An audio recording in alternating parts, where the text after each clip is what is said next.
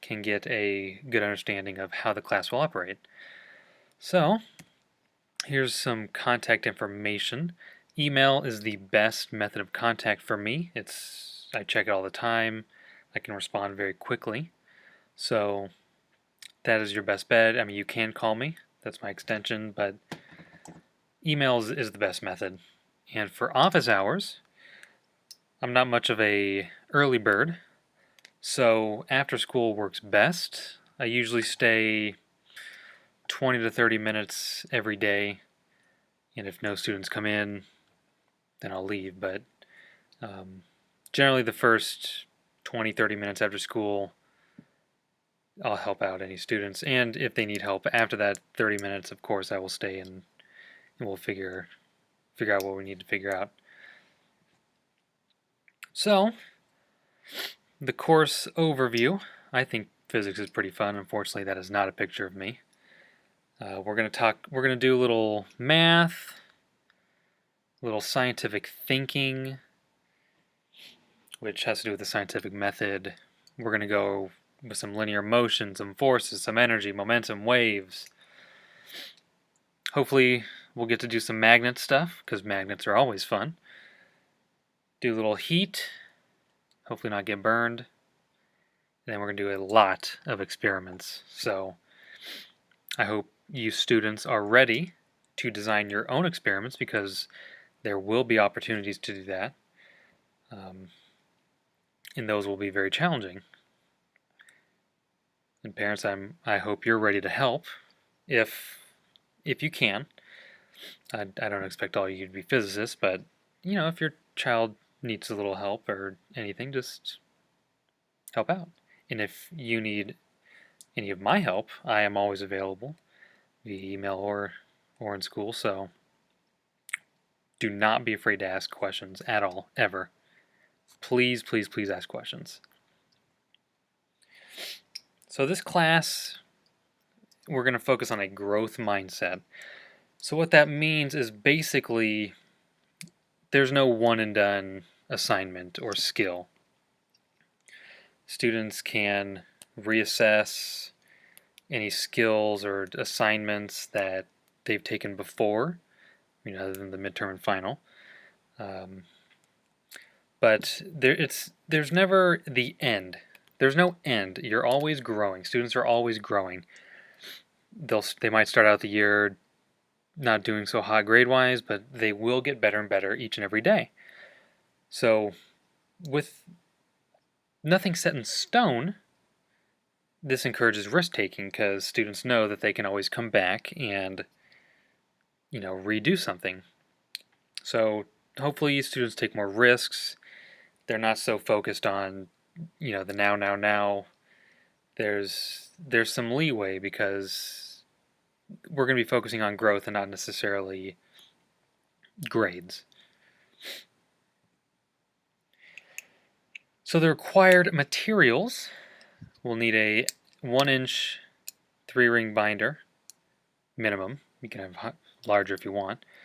Preferably it has a clear plastic sheet or case on the front, so we can put our syllabus in there. You'll need a spiral notebook for notes, a composition notebook, which is different. That's the bounded one, so you can't rip out pages. Those will be used for labs, a writing utensil, and a positive attitude. I can't stress that one enough. Coming into class with a positive attitude will make everything better. You'll be more engaged. You'll learn better. Everything is made better if you come in with the right mindset. So, there are a few rules, not too many. One of them is to be respectful, treat everyone and everything like Kanye treats Kanye. We all know how much Kanye loves himself. So, try to treat everyone else and everything. That means objects, okay? That means the class, the physical class. Treat them with respect. So don't steal people's stuff, don't touch their stuff, don't speak when other people are talking. Basic stuff of showing respect. That's a very large rule. Second rule is to be prepared. When the bell rings, backpacks and cell phones should be put away. The only thing on your desk is your binder with notebooks inside and any assignments that are due. And if there is a warm-up or a do now or a engagement or a hook or whatever they call it, if there is something on the board to do, then you will do it. Okay, and that's when the bell rings. Third rule is to be responsible. Now this means taking responsibility for your own actions, for your own work, for your own learning. If you're missing work, you need to come see me. If you need help on anything, you need to come see me. You are in charge of your learning. So the more effort you put into it, the more you're going to get out of it. And one more rule is we're going to do something a little differently. During class discussions, I will pose a question. Generally, students raise their hand and answer. In our class, I will pose a question, wait a few seconds, and then call on students to answer. So there should be no hand raising unless you have a question. If you have a question, raise your hand, I'll call on you, you ask it, and we can have a discussion from there. But I don't want students to raise their hand to answer questions because it takes away from other students who might need to participate in class or to develop social skills or have their thinking brought verbally. So no raising of the hands unless you have a question. So we have a few policies in the school, in the classroom, attendance and tardies. Check out the student handbook. Electronic devices, that means cell phones, iPods, iPads, e-readers, whatever. Those cannot be used unless I give permission. So they need to be turned off in class, or in school actually.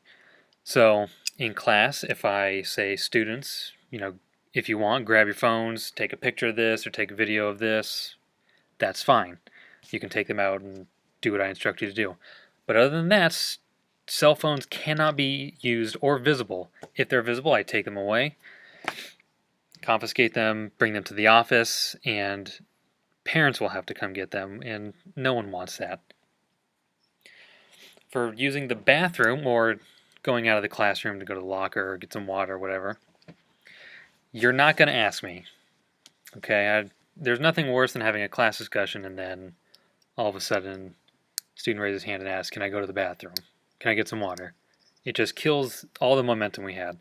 So what you're going to do is you're going to get up, sign out on the sign out sheet, take the pass, go to the bathroom, locker, whatever. You have 5 minutes, unless it's an absolute emergency in which you have to clear with me. You'll do your stuff, come back, sign in, and sit down, get back to work. So no asking to go to the bathroom or locker or whatever. Food and beverages, there's absolutely no food allowed. This is a science classroom and we do experiments that food might interfere with. So no food whatsoever. You may have water if it is in a clear plastic container.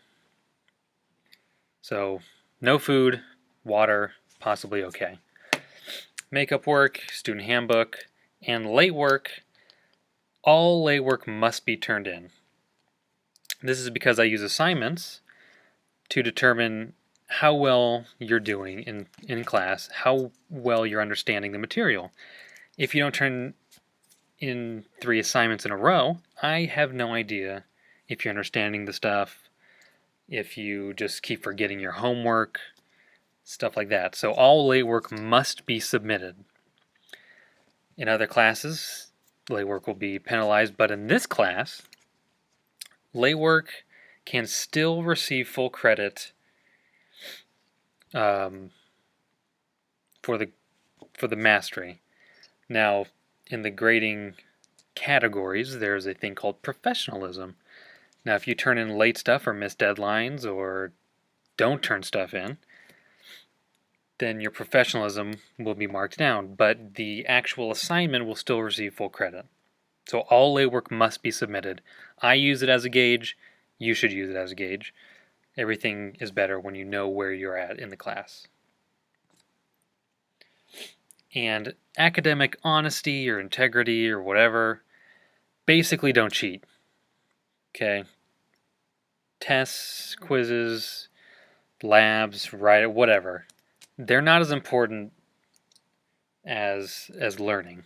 Grades in my class, it doesn't matter. Do not cheat. There's no point. There are severe punishments for cheating and plagiarism that are outlined in the student handbook and on the syllabus. You just don't cheat. If you have questions about citing things or anything like that, come and ask me, and I'll make sure that we get you set. But do not cheat. There's no point. So for discipline, we have a first offense, and you get a verbal warning or the look. If I can't give you a verbal warning, I'll give you the look, and you'll know what that look is, and that's your warning. And an offense is any disruption to the normal function of class, whether it's you sharpening your pencil like a jerk, or shouting out, blurting something in class, or any type of disruption, no matter how insignificant, is considered an offense. So let's say you did it again. You get a second offense. We'll have a student-teacher conference. Just short, just to see what's going on. You'll be given a teacher detention, so you'll have to come in at some point, and we'll do detention type stuff. And you'll get a behavior slip sent home to your parents that they have to sign. And this behavior slip will outline what your behavior was and stuff like that. If you continue to act out, we'll have a student-teacher conference. You'll get D-Hall detention, which is a written referral kind of a thing. And then you'll get a phone call home. So I will talk to your parents. And hopefully we never get to a fourth offense, but you will be sent to the office. You'll get a written referral of misconduct, D-Hall detention, stuff like that. So I talked about grading a little earlier. These are the categories that the class will be split up into. There's no percentages or anything. This is based off total points. But the categories are professionalism, so things like work ethic, organization, your behavior, how prepared you are. Professionals, are held to very high standards, and I will hold you to those same high standards. Now, obviously, this is a freshman class. There will be some leniency, but you will learn to be professional scientists in my classroom. You will act and think like scientists. Another category is communication. So instead of just participation, you'll be graded on your social skills, your inquiry skills, which is just how you think, your questioning strategies, your presentation skills, your writing skills. However you communicate with the class and other people, you'll be graded on that. There's labs, which are formal lab write-ups or more informal lab write-ups, demonstrations, stuff where we get our hands dirty. And then assessments.